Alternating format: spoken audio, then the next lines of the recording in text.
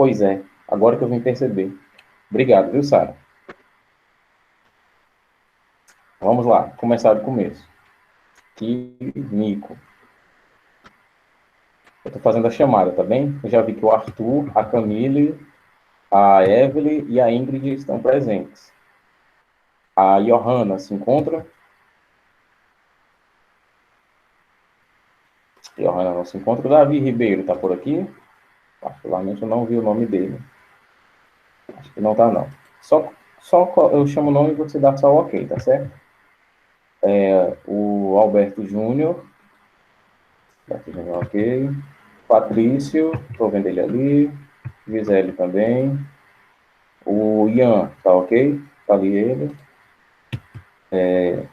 Isabelle Almeida. Isabelle Almeida, ok. Ítalo Araújo. Tá ali com a foto do Lula Molusco. Joana Maria. Joana, ok. João Lucas. José Matheus. Júlia Evelyn. Laura. Lavínia. Letícia Ribeiro.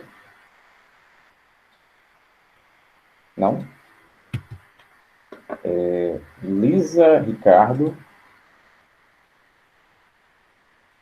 Também não. Lívia Nara. Não. Lívia não se encontra. Maria Clara Martins.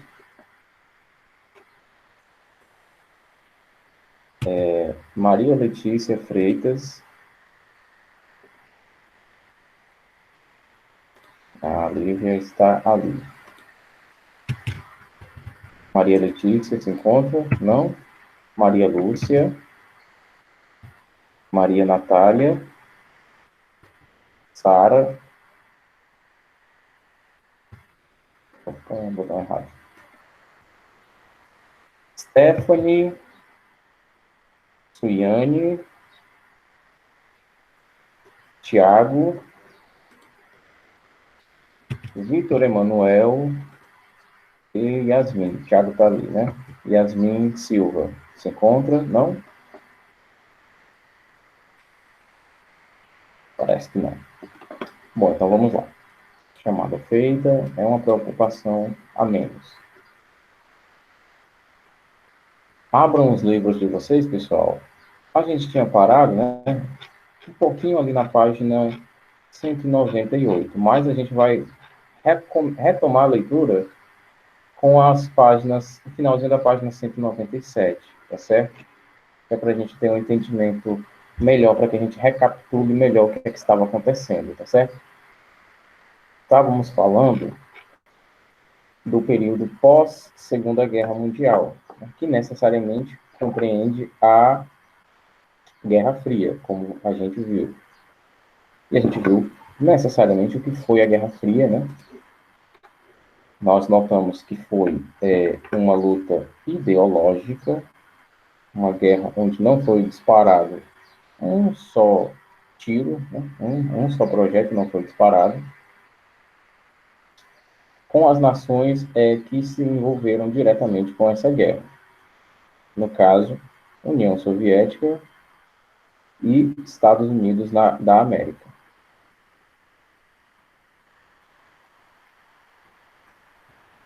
Nós vimos que alguns pactos militares foram criados, como a OTAN e o Pacto de Varsóvia, alianças militares de proteção capitalista, falando da OTAN, e proteção comunista, falando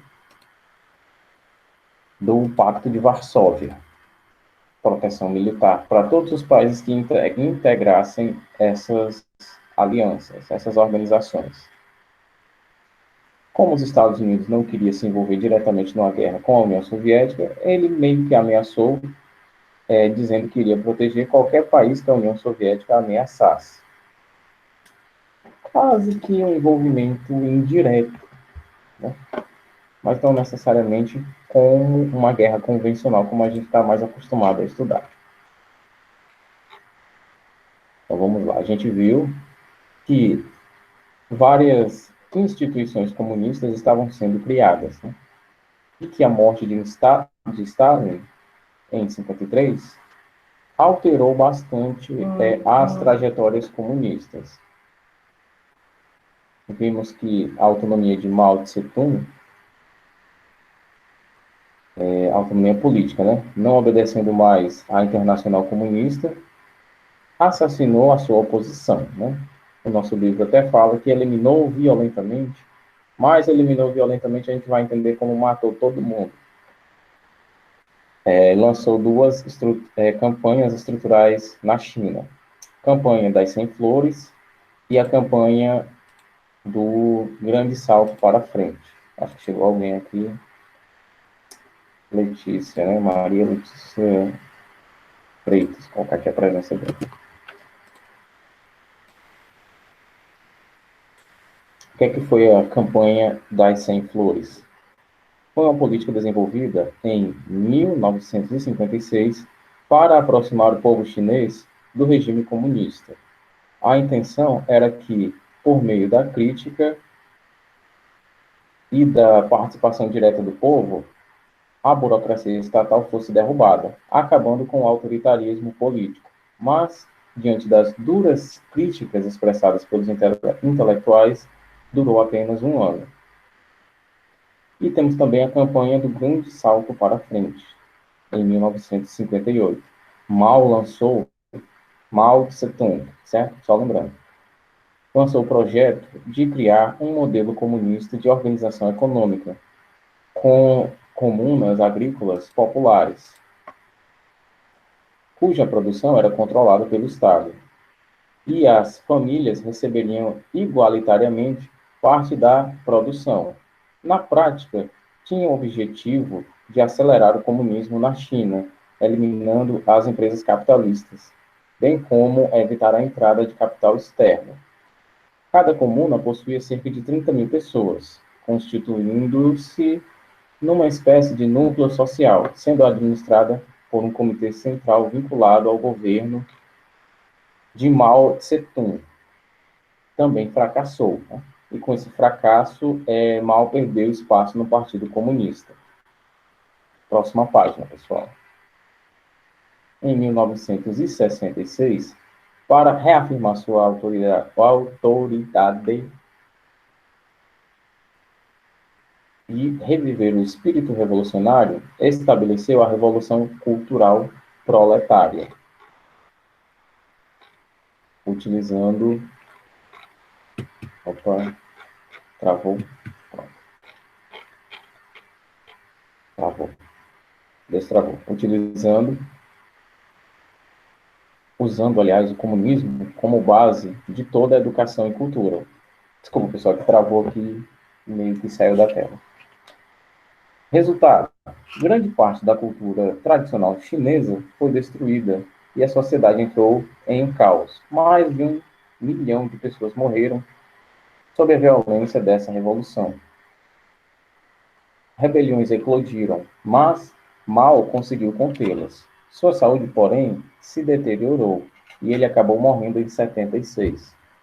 Isso proporcionou a chegada ao poder de Deng Xiaoping, um moderado que visou acabar com a ditadura e o autoritarismo na China, fazendo um governo mais aberto economicamente.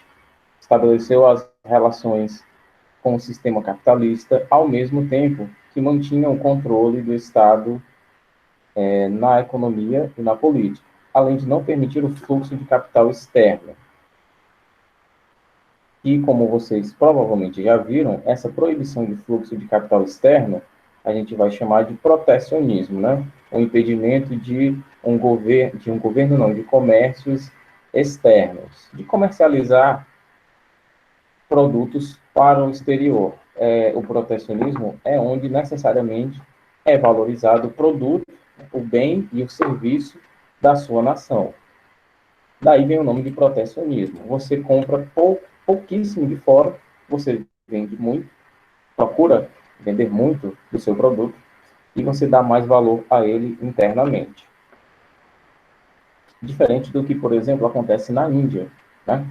Na Índia, a gente pôde perceber que lá o comércio é necessariamente externo, não tem nada de protecionismo. O que acontece? Poucos, né? Pouco do produto que sobra é, como que eu posso dizer para vocês? É utilizado no comércio interno, ou seja, China é um grande produtor de arroz, mas ela comercializa para fora 80% desse arroz. Só sobra 20% para a sua população, que é numerosíssima. Percebe? É uma total cultura antiprotecionismo.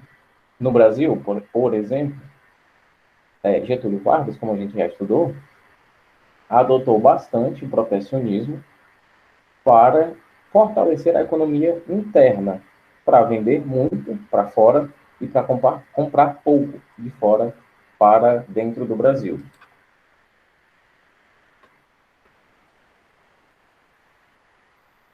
A China mostrava sua veia capitalista, mas sem se afastar do regime comunista. A gente vai entender essa última frase da seguinte maneira: sim, eles estavam comercializando, estavam, mas estavam valorizando a sua população, estavam. Olha só, é mais ou menos aquilo que a gente conversou ontem, né?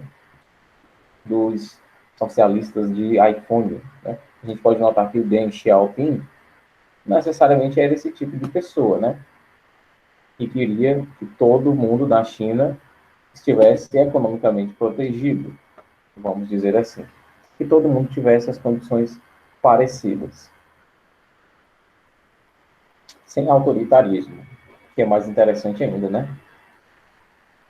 A Revolução Xinhai, que depôs o governo imperial chinês e promoveu a república, foi resultado do empenho de uma geração que se aproximou dos discursos revolucionários europeus.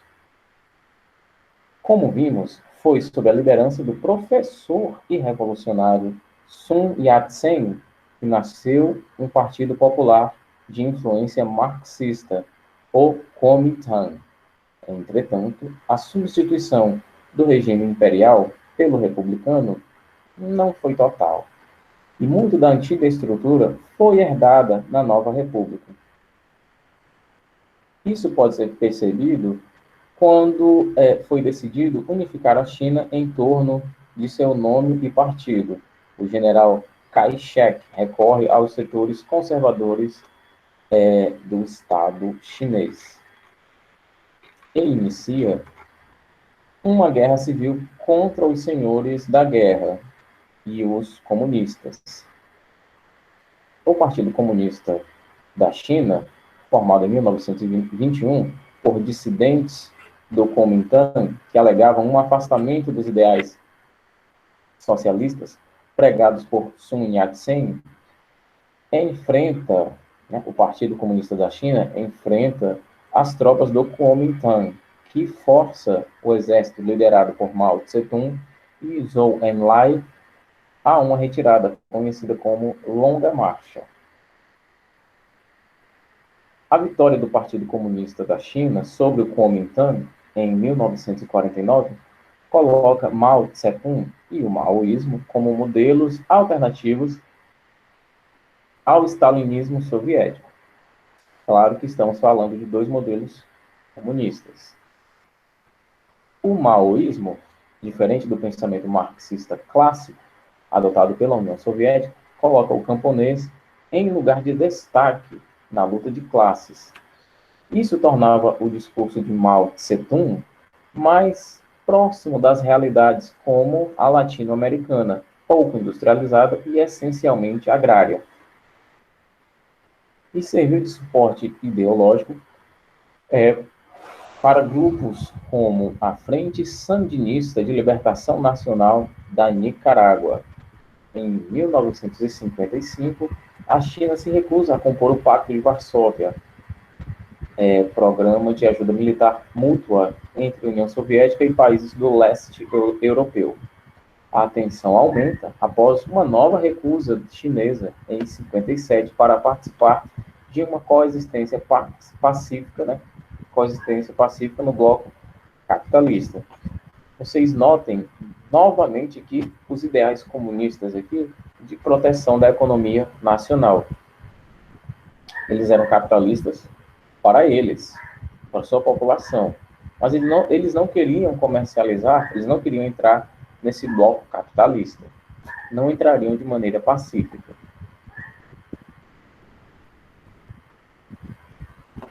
No campo econômico, o grande salto para a frente, projeto que visava a independência alimentar e industrial chinesa, causou atritos entre Mao Tse-tung e o líder soviético da época, Nikita Khrushchev. As disputas territoriais na região da Mongólia, a área de fronteira entre a Rússia e a China na época, e a neutralidade russa na revolta tibetana de 1959, distanciaram definitivamente as duas potências, que só se reaproximaram durante o governo russo de Mikhail Gorbachev, 85 a 91. Por sinal, 91 foi o fim da União Soviética, não, desculpa. O fim da União Soviética e o fim da Guerra Fria. Porque se os Estados Unidos lutavam contra a União Soviética e a União Soviética acabou de ser dissolvida, não tinha mais contra quem guerrear, né? Mas vamos notar aqui um detalhe importantíssimo.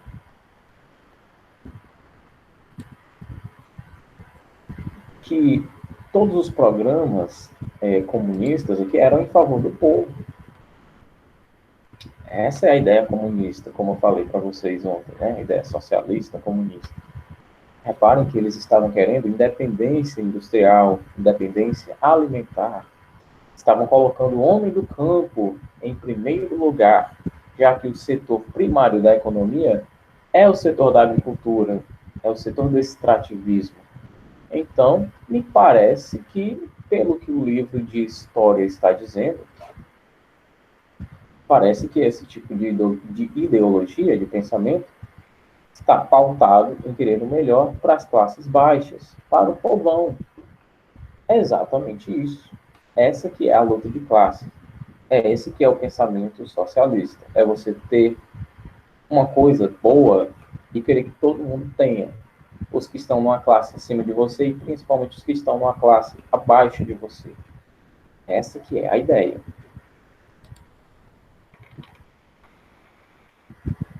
Agora vamos para algumas questões aqui rapidinhas.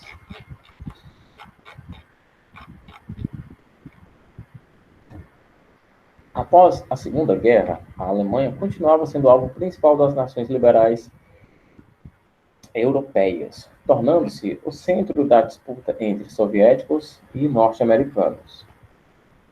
Quais foram os motivos de se construir um muro em Berlim, dividindo a Alemanha em duas partes? E quais foram as consequências dessa divisão? Vamos lembrar uma coisa importante.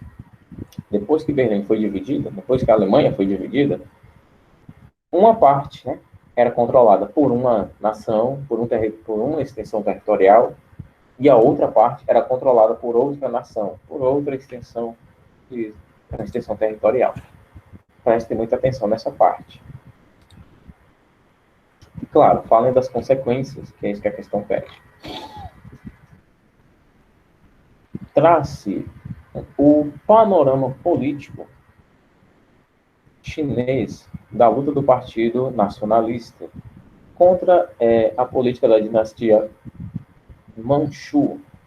Vamos só nos atentar ao seguinte, que a dinastia Manchu, ela meio que isolava, deixava a China mais fechada, né? Longe de trocas culturais, longe do contato com o mundo que não fazia parte da China. A dinastia Manchu tinha essa política. E o Partido Nacionalista lutava contra isso. Daí, a gente já consegue notar mais ou menos qual vai ser a resposta, mas claro que você vai ter que pesquisar. Analise. Campanha das 100 flores. Lá em cima, na 197, tem essa resposta.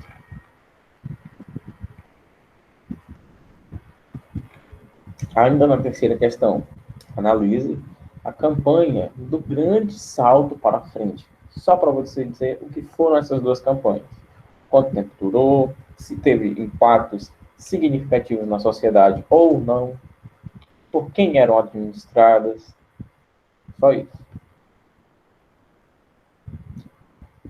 Escreva sobre Mao Tse-tung e seu pedido como chefe de Estado da China. Você começa necessariamente lembrando que ele chegou ao poder organizando a resistência militar nos campos contra o Kuomintang, certo? Foi um líder comunista que chegou ao poder desse jeito.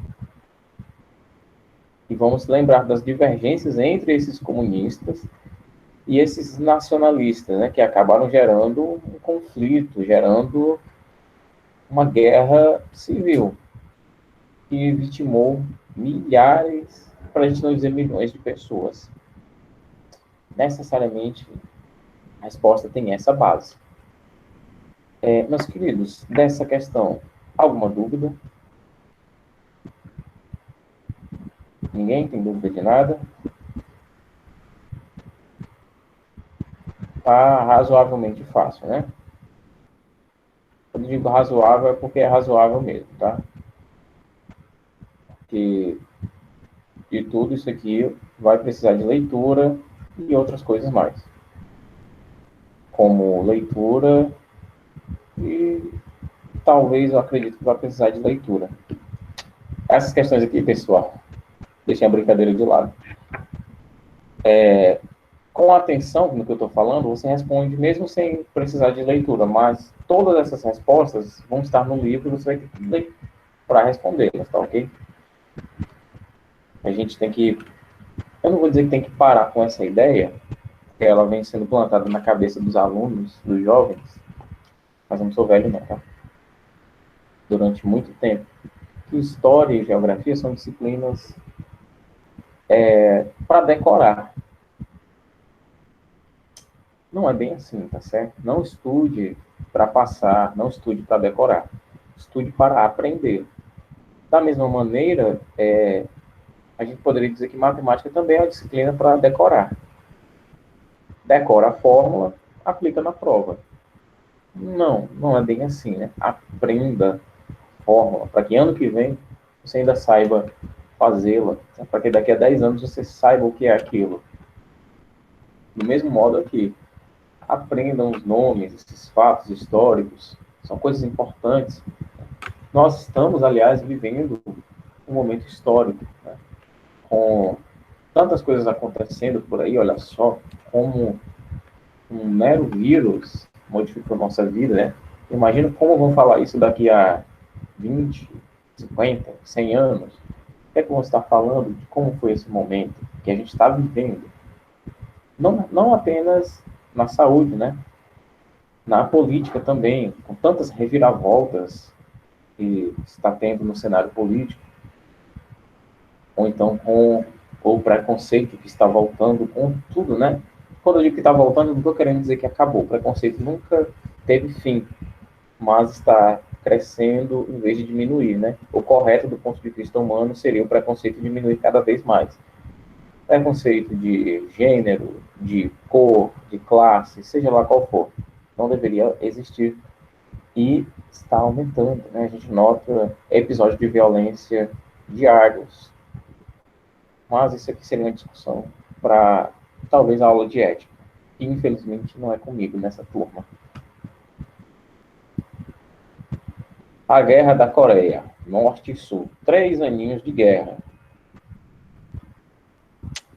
Durante a Segunda Guerra Mundial, americanos e soviéticos conseguiram libertar a Coreia, que desde 1910 estava sob o domínio dos japoneses. Como vimos, logo após o conflito, o mundo foi dividido pela disputa ideológica entre os Estados Unidos e a União Soviética. Assim, como aconteceu com a Alemanha, a Coreia também foi explorada pelas duas ideologias, ideologia capitalista e ideologia comunista. Os Estados Unidos, em especial, visavam controlar os territórios possuídos pelo Japão. Essa dominação não era territorial, mas ideológica, pois quanto mais países livres e democráticos, mais condições os norte-americanos teriam de impor sua política econômica capitalista e liberal. Então, note aqui que nada é e nada foi de graça para os Estados Unidos. Tem sempre um interesse deles. É impressionante. São sanguessugas de tudo aquilo que outras culturas têm a oferecer, de todas as riquezas que outros países têm. A gente pode notar isso com a exploração de petróleo dos Estados Unidos em relação a outros países que eles foram lá só colocar a democracia norte-americana.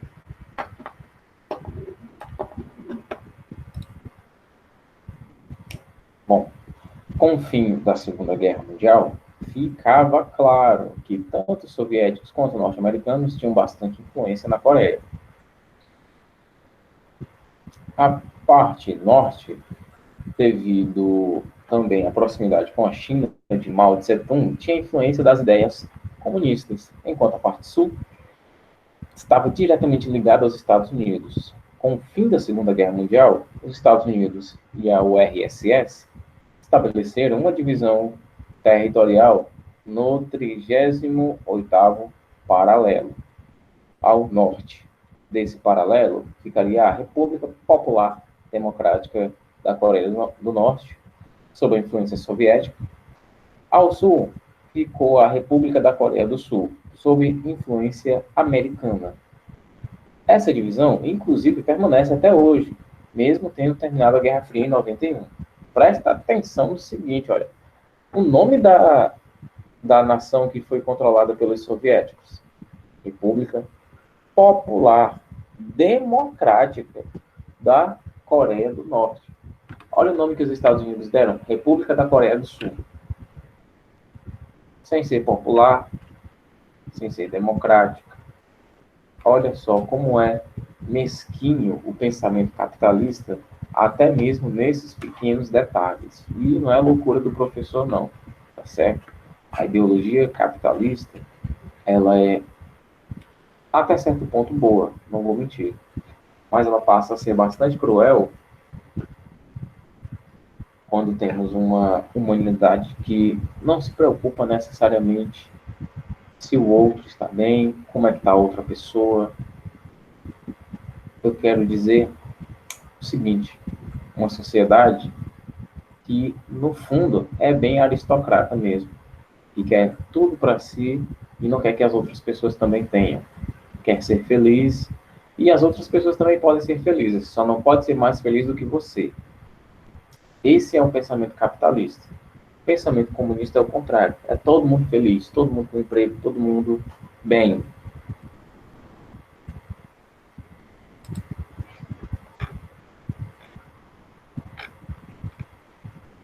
Continuando. Após um acordo das Nações Unidas, Estados Unidos e União Soviética concordaram em tirar suas tropas, deixando representações diplomáticas em ambas as Coreias.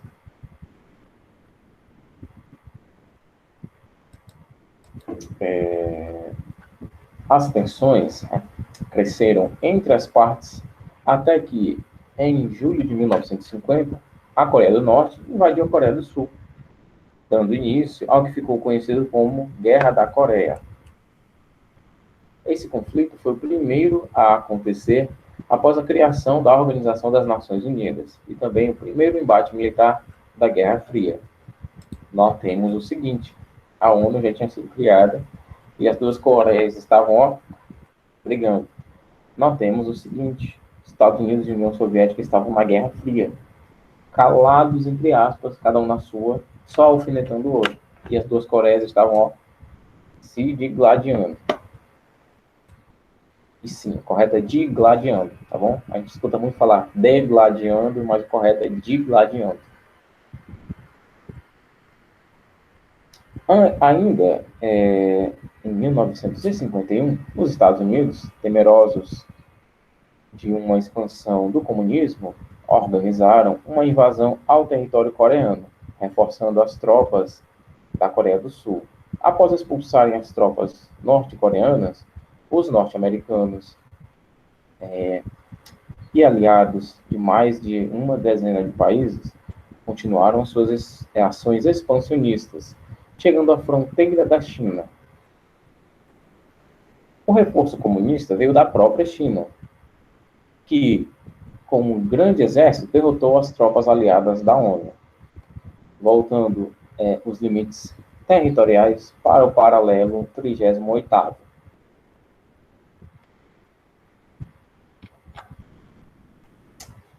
As tropas chinesas e norte-coreanas, em 51, conquistaram Seul, capital da Coreia do Sul. Mas logo as tropas aliadas da ONU conseguiram recuperar o território novamente.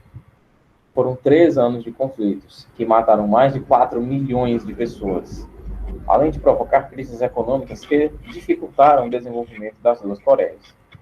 No fim, foi criada uma zona militarizada de 2 quilômetros entre as duas. A União Soviética ajudou a reconstruir o Estado norte-coreano, que permaneceu comunista, com apoio financeiro. A Coreia do Sul manteve o capitalismo e recebeu apoio norte-americano para se erguer. É claro, se estávamos passando por uma guerra ideológica, claro que o país que você apoia não pode ser superior ao meu, então vou investir bastante nele. Por isso que houve investimento de ambas as partes, Coreia do Sul, Coreia do Norte, Estados Unidos, União Soviética.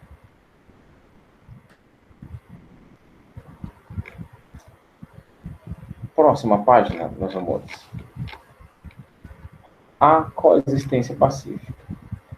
A União Soviética e os Estados Unidos passaram os 10 primeiros anos após a Segunda Guerra Mundial numa disputa ideológica e militar pelo controle político das nações, principalmente com potencial de desenvolvimento. Aos poucos, após insucessos em questões localizadas, norte-americanos e soviéticos resolveram estabelecer uma aproximação que poderia levar mais tranquilidade à humanidade.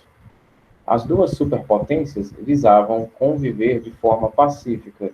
Dentre os motivos que levaram a esse período de paz, que ficou conhecido como coexistência pacífica, estavam trégua de Panmunjom, que pôs fim à Guerra das Coreias, visto que houve muito gasto financeiro nesse conflito. Pessoal, sempre lembrando, financiar uma guerra é caro. A morte de Stalin, seguida da eleição de Nikita Khrushchev, este tinha características mais moderadas e menos centralistas que seu antecessor. A eleição do presidente dos Estados Unidos, que levou ao poder Dwight Eisenhower, que estava disposto a se aproximar dos soviéticos, principalmente após a morte de Stalin, para entender que a via democrática seria mais lucrativa e fácil para os norte-americanos. O debate sobre o desarmamento nuclear, ambas as superpotências tinham em seu poder um arsenal nuclear capaz de destruir a humanidade. O medo desse provável conflito fez com que desenvolvessem políticas para evitar essa possível destruição. Isso naquela época, imagina até hoje, né? Só para que ficar claro aqui, pessoal, uma coisinha.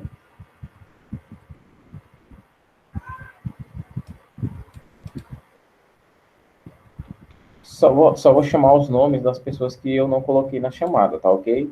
Se eu chamar o seu nome e você estiver presente, coloque o ok, tá bom? Por exemplo, Davi Ribeiro não está.